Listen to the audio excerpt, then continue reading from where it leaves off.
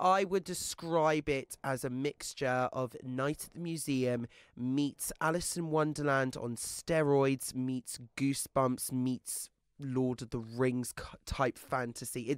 It's brilliant. It's a very interesting film, to say the least. Okay, and you caught up with stars and had a big chinwag with them, including Jack Black and Cate Blanchett. Tell us a bit about what you heard. Oh my God! So you know me, I love a behind-the-scenes secret. I love all of that.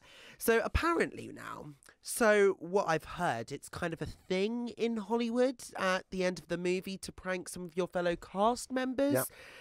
Jack Black was the main victim on this set. We finished my last shot of the whole movie. There were hugs, there were kisses, there were tears. I walked back to my trailer just feeling like, wow, what an experience. I open up the door and staring me in the face is this evil-looking goat. Now, goats aren't dangerous animals. Like, it would have been scarier if it was a lion or a tiger, but of all the non-dangerous animals, goat is by far the most terrifying because it looks like Satan. It looks like the devil. And I let out a little shriek, and they captured it. They captured it on video, and they will rue the day. And that'll be on some DVD extra, I suppose. He's a great guy, isn't he? It might be on DVD, or it might just mysteriously surface online, one or the other, I'm guessing. But it is funny. I mean, this just proves, this was a fun set. Eli Roth directed the movie. He was more than happy to take responsibility for the prank. Owen was obsessed with doing a prank. He's like, we need to prank Jack. We need to prank Jack. And I was like, let's put a goat in his trailer. He's like, what? I'm like a real black satanic goat. He's like, how are we going to do that? And we did it. The last day, we have footage of it we're going to release. We put it in his trailer, and the goat went nuts and just started stomping over everything. And then Jack was like, oh my God. It was a goat. But the thing started bleating, really loud before. So I had to really talk like this, blah, blah, blah. And Jack's like, why is he acting so weird? But we didn't want to give away the goat. But yeah, we got his goat. See, I'm not surprised it's scary. I didn't realise Eli Roth directed it, because he made Hostel and Cabin Fever, and he was also one of the Nazi killers in Inglourious Bar Stewards, wasn't he, for Tarantino? Yes, I like that. That's a nice way of putting it, of course, starring alongside Brad Pitt. Fun was had on set. Yeah, fun was had on set. Apparently, Cate Blanchett is hysterical. So the whole prank kind of goes on to my next point, because that's what I was saying. Although you might expect, Jack, he's hilarious, School of Rock, you just think of him in comedy. Yeah. Cate Blanchett, Academy Award winner, plays a variety of different parts. Actually, according to Owen, seemed to be the funny one on set. She's hilarious. She's always doing these really serious roles, and some people don't know that she's actually so funny. And Eli seemed to agree with that, is that right? Yep, absolutely. Eli seemed to agree with this, and actually he thought that Cate and Jack together, they were brilliant. They're the dream team. I mean, as a director, you wait your whole career to be able to work with a duo like that. And really the rest of the cast, Owen Vaccaro, Kyle MacLachlan, Renee Goldsberry. But Cate and Jack are so good and so fun and bring such energy and really magic. It sounds cliche, but it's true. I mean, you can write it, but once you put them on camera and see the two of them together, they have such love and respect for each other. And I think that Jack brings out Cate's comedy chops, which she's very, very, very funny, and Cate brings out the best dramatic acting from Jack. So it's a really, really potent combo. Because she had a real twinkle in her eye, didn't she, in Ocean's 8, Cate Blanchett? I loved her in Ocean's 8. I mean, to be fair, that was a real ensemble cast. She was one of the two principal characters. It was her and Sandra who were the real principals. But, when you had the likes of Rihanna, Helena Bonham Carter, Anne Hathaway all supporting, all having such unique characters, that just complemented Cate and Sandra so well. Cate's a pro. She's unbelievable. But, And she's an elf queen. I mean, she's an elf queen. Covered all the bases. But more than that, it takes more than just a good actor to make a set. And this is what Cate thoroughly explained to me on the red carpet. Sometimes you're on a movie set and it's really, the situation is difficult. Not that there's any personality problems, but just that the filming is difficult. But the movie ends up being good, or sometimes you have a great time and the movie doesn't end up so well. But this was kind of the best of both worlds, in that I think we all got on. The atmosphere was fantastic. It was buoyant, but we took the work really seriously, and but had fun, and the movie's good. It's about black magic. It's got a satanic goat in a trailer as a prank, and it's got a couple who want to end the world as we know it. So I'm figuring it's not your average children's movie. You already said it's a bit dark. Yeah, well, I mean, I wouldn't put it like that. It doesn't have the satanic goat in the trailer, and it doesn't. I mean, Jack Black's trailer. I mean, they've certainly teased it, and like, look, they're all promising that it's gonna be released. Yeah. When it's released, we will give you the updates. No, but this film is very much a children's film. However, what I would say, it is dark, as you could tell by the trailer. I'm not going to reveal any specifics about it, but it is dark. There are certainly scary elements. I reckon that adults would probably enjoy it as well. Eli Roth, he's known pretty much for his pretty gory splatter type movies, and this, it's no different. I kind of went in knowing that I couldn't use my usual bag of tricks. I mean, there are certain things that I can do with music and camera, but the fun was going, okay, well, I can't chop off heads, but I can have pumpkins attack and chop off pumpkins, and I can't squirt blood, but I can squirt pumpkin goo all I want. And all right, what if I have automatons attacking instead of people attacking with power tools? So that was the fun, was sort of doing the PG version of my other movies. So there's little nods and winks in there. If you're a Hostel fan and you're taking your kids to see, you'd be like, okay, it's definitely the director of Hostel. I mean, it's a weird movie for sure. I loved Hostel. I love Cabin Fever. I love the sound of that. It opens at the end of this month, I think, doesn't it? Yes, it does. It opens on September the 21st, 2018. And you probably heard in the news earlier on my other exclusive with Cate Blanchett as well. You know, we talk. There's a load of actors. You know, I previously spoke to Idris Elba at the premiere of his directorial debut in It's Yardie. his birthday today, by the way. It is. Happy birthday, Idris. You know, the likes of Kenneth Branagh are, of course, stepping behind the camera, getting ready to direct movies as well.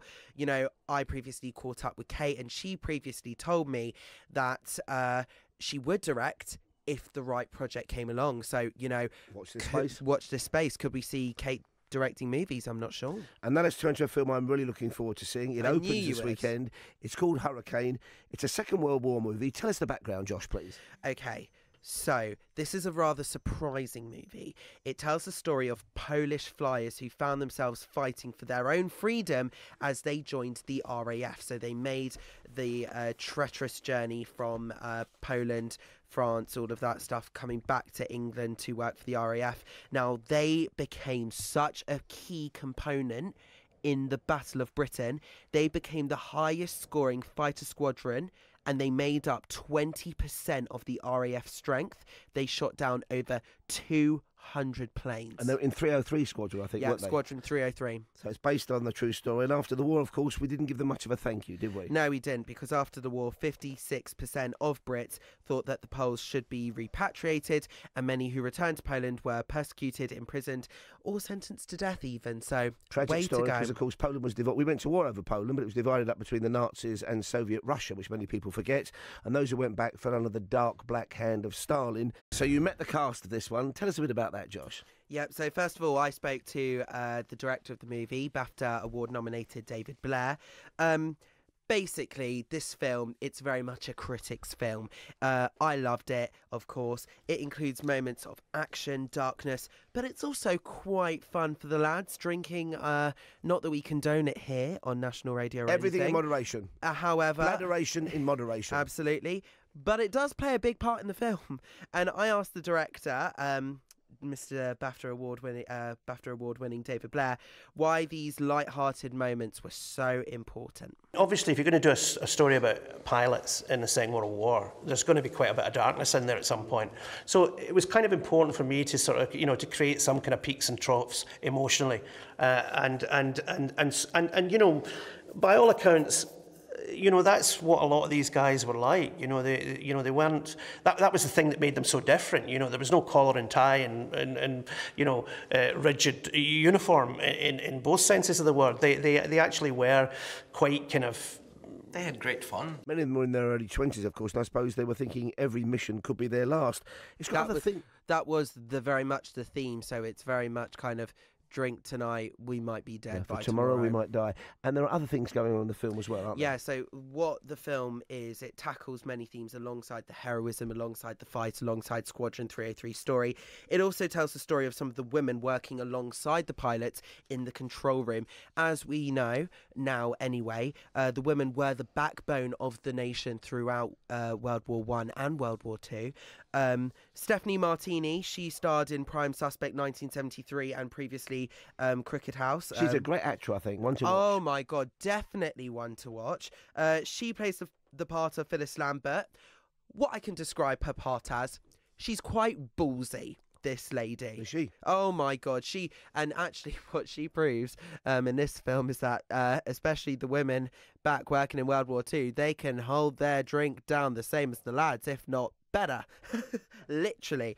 So, but the film also kind of tells a story about these women working alongside the men, how instrumental they were, but it also deals with themes of sexual assaults. So a grown-up film. Let's have a listen to what she told you. Women like this definitely exist. I mean, we all know them, we've met them, maybe related to them or have friends like them, you know, but they're just not represented in the media, really, hardly ever. Especially in war films, they're normally like sort of like doting, crying wives or something, whereas actually these women were incredible and they worked really hard and they were empowered by the war. I think she sort of represents a group of women who felt like, yeah, we can work, we're in control of our lives, we can contribute, we can do something and be empowered by this. And yeah, and that was such a change in the role of women at the time that massively affects where we are today and still influences that. I think she's also talking about kind of representation of women in these sorts of roles in the wider industry as well as how important they are to wartime films. And that's what she said about wartime films is kind of the truth, because if we think back to Darkest Hour, I loved Lily James's part as the secretary to Sir Winston Churchill. However, she was seen as kind of not so much the kind of damsel in distress, but very much the doting female, as these women were very much working bee women, backbone of the nation. Absolutely. Kept the guys in the air and kind of directed them and gave them their stuff. You also spoke to a member of the Gibson family, Mel Gibson's son Milo. Yes, Milo. He is the legendary actor. Milo. He is the son of legendary actor Mel Gibson. He stars as the Canadian Lieutenant Johnny Kent. You know, I watched this movie and I just thought, my God, I can so tell you are Mel Gibson's son. He shares so many characteristics. There is a screen presence about that family. And you can so tell by watching this film. And, you know, this got me thinking, and I wondered, you know, because there are so much similarities there, how much Mel influenced his acting. No, not at all. I mean, I think that because he's my father and I have the same characteristics as he does, because I'm his son, I think that's where that comes off of. But no, he's definitely not influenced me in any way of like I need to be like him or anything like that. Same gravelly voice, of course. And you spoke to the director about the fact about how they got all the hurricanes for the film together. In fact, there aren't many hurricanes left, are there? No, there aren't many hurricanes. And this film, because realism is, of course, when you are covering a period drama, realism is quite vital to any sort of period production, and especially in this, you know, Battle of Britain, you've got to get it right. And what David Blair told me is that actually for this film they used some of the last remaining hurricanes which were flown in the movie to make it much more realism. And I think it's safe to say by his reaction that David is very excited by the prospect. It's been painstakingly restored over the past 2 or 3 years. A labour of love, really, and it's an impeccable condition. And it was kind of strange because we'd been working with you know, cockpits, and we had a full-size fake hurricane on a gimbal. that's what we were doing it all with. So when we finally got out there and saw the thing moving under its own power and so on, and being in the air, it was rounding the circle really, you know, for us. And that was David Blair, the director. Final word from you, Josh. Yeah, absolutely. You know, the film's got action, it's got heroism, it's got drama, and it also deals with wider sociological kind of themes. And this is exactly what the cast want you to get out of the movie. Sounds great, Josh. Always an absolute pleasure. We'll talk to Josh Rom next Wednesday. Here's a final thought on Hurricane. It's really important for our time, I think, in the current climate with Brexit and everything. I think it's just, if anything, people should watch it and hopefully take away acceptance and respect for other communities who put a lot into our world, really. I think it's about sort of recognising people for the incredible work that they do. Yeah, I think it's important to recognize people that, one, weren't recognized in the first place. So I think maybe it's time to, you know, go back and say, hey, look what you guys did and how amazing what you did, and the women and everything that was involved in this and the women that weren't recognized. Well, yeah, because they weren't. No, I'm joking, but yeah. But yeah, no, that's what I want people to take away from, is that, you know, this is an amazing story that people need to see, and we were lucky enough to tell it.